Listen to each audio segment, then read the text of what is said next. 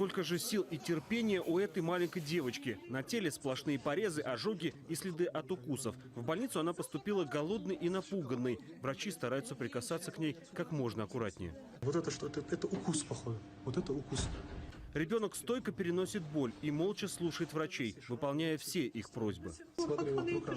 Вот это холодная рука, ее надо ампутировать. Только после того, как врачи закончили осмотр, 7-летняя Аиша несмело попросила сладкого. Аиша, сок хотел? Шоколад ходи.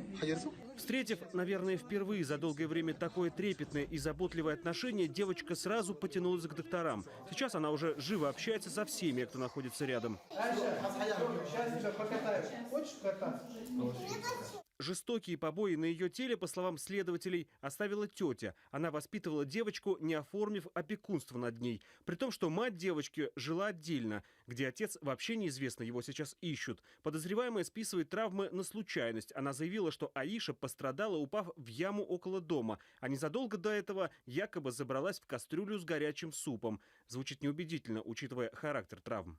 Несколько часов назад Аишу прооперировали. Решался вопрос сохранения правой руки. Врачи обнаружили тромб в сосуде. Все прошло успешно. Об этом сообщила детский омбудсмен в Ингушетии. Только что закончилась операция. Друзья, у девочки все хорошо, руку сохранили. Будем надеяться на милость Всевышнего. Врачи со своей стороны сделали все возможное.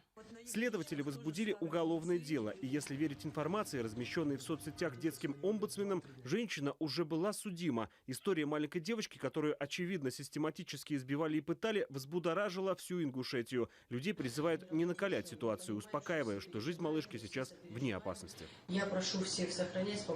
Все необходимое для этой девочки проводится. Давайте сейчас пожелаем ей просто здоровья. В ближайшие часы ребенка доставят в клинику Рошаля в Москве. Там готовы принять девочку на реабилитацию. Павел Кузнецов, Анастасия Щапова, Денис Задохин, телекомпания НТВ.